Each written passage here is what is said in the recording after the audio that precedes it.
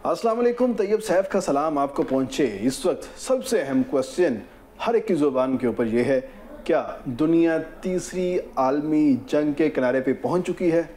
तो इसका जवाब है यस, दुनिया तीसरी आलमी जंग के किनारे पर पहुँच चुकी है और इसका फैसला होगा कि आखिर ये शुरू कब होगी। 2022 में जब रूस ने यूक्रेन के ऊपर हमला किया तो उस वक्त सोचने में आ रहा था, सुनने में आ रहा था, शायद अमेरिका, यूरोप और नाटो जो है बाकायदा तौर पे यूक्रेन के पीछे खड़े हो जाएंगे और रूस जो है सफारती और आलमी तन्हाई का सामना करेगा। लेकिन यूक्रेन को सपोर्ट तो किया गया मगर जंग उस तरीके से शुरू नहीं हुई जैसे कि समझा जा रहा था, जिसके बाद ये जंग आहिस्ता आहिस्ता रवायती जंग के अंदर तब्दील होना शुरू हो गई। तो दुनिया इस जंग को भूल गई। लेकिन उसके बाद पाकिस्तान और इंडिया के दरमियान एक शदीद किस्म की झड़प हुई और दोबारा फिर से न्यूक्लियर जंग की जो धमकी थी एक दूसरे को दे दी गई, जिसके बाद आलमी ताकतें बीच में आई और एक जो इंटरनेशनल वार थी या वर्ल्ड वार 3 थी उसका बाकायदा तौर पे ख़ात्मा कर दिया गया और दोनों मुल्कों के दरमियान बाकायदा तौर पे सीज़ फायर करवा दिया गया। लेकिन गुज़िश्ता रोज़ एक बड़ा हमला देखने को मिला है यूक्रेन की जानिब से कि यूक्रेन ने 117 ड्रोन्स के साथ रशिया के अंदर हमला किया है, जिसके नतीजे में उसके तकरीबन 41 से ज़ायद जो तैयारे थे वो एयरबेसिस के ऊपर खड़े हुए तबाह हो गए, जिससे रूस को शदीद नुकसान पहुंचा है। और कहा यह जा रहा है कि जब से ये जंग शुरू हुई है ये यूक्रेन का सबसे मौसर हमला जो है ये कंसीडर किया जा रहा है। तो इसमें सवाल ये पैदा होता है कि रशिया जो कि पूरी दुनिया को एयर डिफेंस सिस्टम देता है, उसके पास SU-400 SU-500 के उनके पास डिफेंस सिस्टम है, तो उसके बावजूद ये 117 ड्रोन्स जो हैं ये रशिया के अंदर चले कैसे गए, ये बहुत ही अहम सवाल है। इसका जवाब मैं आपको देता हूँ। इसका जवाब ये है कि सिंपल मुख्तलिफ बॉक्सेस बनाए गए थे, व्हीकल बॉक्सेस, ट्रक्स बनाए गए थे, उसके अंदर ये तमाम तर जो ड्रोन्स है इनको रशिया के अंदर मुख्तलिफ एयर बेसिस के करीब खड़ा किया गया था। जैसे ही ये तमाम ट्रक्स जो हैं अपनी अपनी लोकेशन के ऊपर पहुँचे, उन्होंने अपना जो है सिग्नल दिया, जिसके बाद यूक्रेन के अंदर जो बैठे उसके ऑपरेटर्स थे उन्होंने उन तमाम ड्रोन्स को एक्टिव किया और एक्टिव करने के साथ ही जो रशिया की एयर बेसिस थी उसका जो निशाना है वो बनाया गया, जिसके नतीजे में 41 से ज़ायद जो रशियन एयरक्राफ्ट हैं वो तबाह हुए, जिसमें Tu-22M3 और A-50 जैसे बम्बर जेट्स जो हैं इसके अंदर शामिल थे, जिसको रशिया ने ख़ास तौर पर एक बड़ी तबाही करार दिया और ये कहा कि ये खुली दहशतगर्दी है, हम इसका बदला लेंगे। और इसका बदला उन्होंने भरपूर तरीके से लिया और 2022 के बाद रशिया ने अपना सबसे बड़ा अटैक यूक्रेन के ऊपर किया और बैलिस्टिक मिसाइल जिसका नाम है ऑपरेशन, वो मिसाइल जो है वो फायर किया। इस मिसाइल की जो पावर है वो 4000 डिग्री सेल्सियस से ज़ायद जो टेम्परेचर जो है ये फैला सकता है जब ये फटता है, और साथ ही साथ वार हेड्स लेके जाने की भी सलाहियत रखता है। यानी कि यूक्रेन के ऊपर महदूद पैमाने पर न्यूक्लियाई हमला हो चुका है और ये जो मिसाइल ऑपरेशन जो है जहाँ जहाँ लगा है बैलिस्टिक मिसाइल वहाँ पर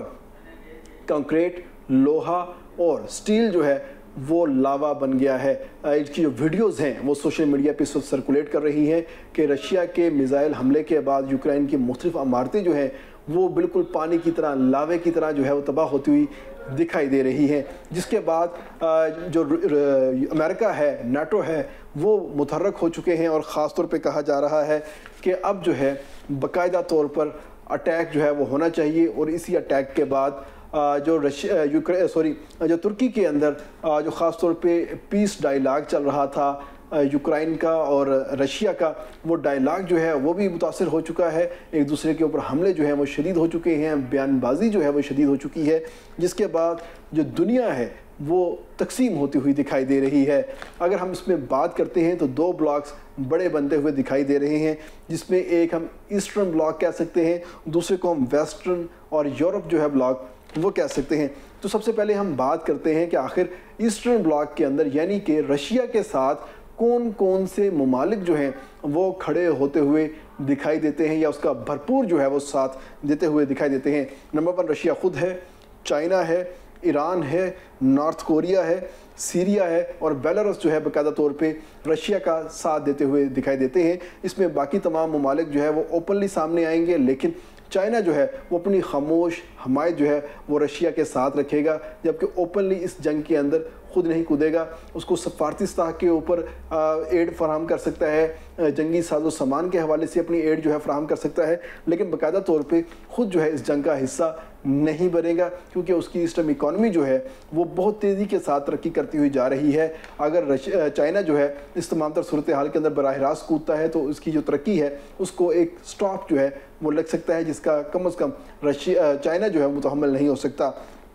दूसरी जानिब की अगर हम बात करते हैं तो दूसरी जानिब जो यूरोपियन ब्लॉक है या अमेरिकन ब्लॉक है उसके अंदर कौन कौन शामिल होगा, तो उसमें सरफेस यूक्रेन खुद है, अमेरिका इसके अंदर आएगा, नाटो के तमाम तर कंट्रीज़ जो हैं वो इसके अंदर आएंगे, जापान आ जाएगा और साउथ कोरिया जो है बाकायदा तौर पे इस जंग में कूद पड़ेगा, जिसके बाद हम कह सकते हैं तकरीबन 15 से ज़ायद ममालिक जो है आपस में दस्ते गिरेबां हो जाएंगे और पूरी दुनिया जो है एक दफ़ा फिर से वर्ल्ड वार 3 की जानिब चली जाएगी और न्यूक्लियर अटैक्स जो हैं इसके अंदर हो सकते हैं और खुदा ना खास्ता इन जंग का इख्तिताम भी वर्ल्ड वार 2 की तरह एटम बम चलाकर ना करना पड़ जाए। इस तमाम तरह सूरत हाल के अंदर हम देखते हैं कि भारत और पाकिस्तान आखिर किसकी तरफ खड़े होंगे, क्योंकि पाकिस्तान जो है वो चाइना का ब्रदर मुल्क है, आहनी दोस्त कहा जाता है, भाई मुमालिक कहा जाता है, और चाइना जो है रशिया को सपोर्ट करता है। तो पाकिस्तान अगर हम देखें तो स्लाइटली सारी सूरत हाल के अंदर चाइना की तरफ यानी ईस्टर्न ब्लॉक की तरफ जाता हुआ दिखाई देता है,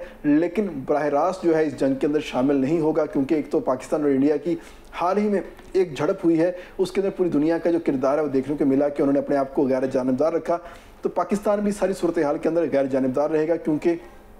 पाकिस्तान के अमेरिका के साथ और साथ साथ यूरोपियन कंट्रीज़ के साथ जो दिफाई मुआहदे भी चल रहे हैं और साथ ही साथ जो ट्रेड के मुआहदे हैं वो भी चल रहे हैं, और पाकिस्तान का जो सबसे ताकतवर रूट और जो एक मुनाफा बख्श रूट है वो भी यूरोप के रूट्स ही हैं। तो पाकिस्तान यूरोप को भी नाराज़ नहीं करेगा और चाइना के भी मुखालफत नहीं करेगा, बल्कि इस तमाम तर सूरत हाल के अंदर खामोश रहना जो है वो पसंद करेगा। जबकि दूसरी जानिब इंडिया जो है वो सामने नज़र आता है, और इंडिया क्या करता है कि इंडिया रशिया का बड़ा ही इत्तेहादी है, उनके आपस में दिफाई ताल्लुकात भी हैं, लेकिन एक तरफ तो दिफाई ताल्लुकात हैं, दूसरी जानिब अमेरिका जो है उसके साथ हर मुश्किल वक्त में खड़ा होता हुआ दिखाई देता है। पाकिस्तान और इंडिया की जंग के अंदर इंडिया को बचाने वाला भी अमेरिका ही था। तो इस सूरत हाल के अंदर इंडिया जो है अपने अमेरिका के साथ ताल्लुकात जो है किसी सूरत में ख़राब नहीं करेगा, बल्कि बैकफुट पे रहेगा, गैर जानिबदार रहेगा, बल्कि दोनों ममालिक की आपस में जो सुलह की कोशिशें हैं उनको बराबर करवाने में अपना किरदार अदा करेगा।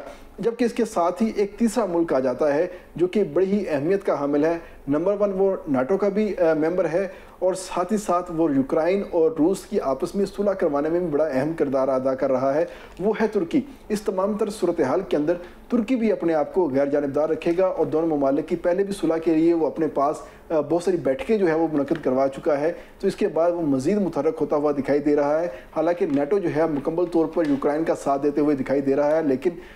तुर्की जो है उसके अंदर नहीं जाएगा और चाइना के साथ, रशिया के साथ अपने जो ताल्लुकात हैं उसको बरकरार रखेगा, और साथ ही साथ इन दोनों ममालिक की सुलह करवाने की कोशिश भी करेगा। तो इस वक्त देखना हमने ये है कि आखिर ये जो एक आलमी जंग छिड़ने की एक ख़तरा जो है अलर्ट जारी हो चुका है बाकायदा तौर पर, और इसमें वो तमाम ममालिक शामिल हैं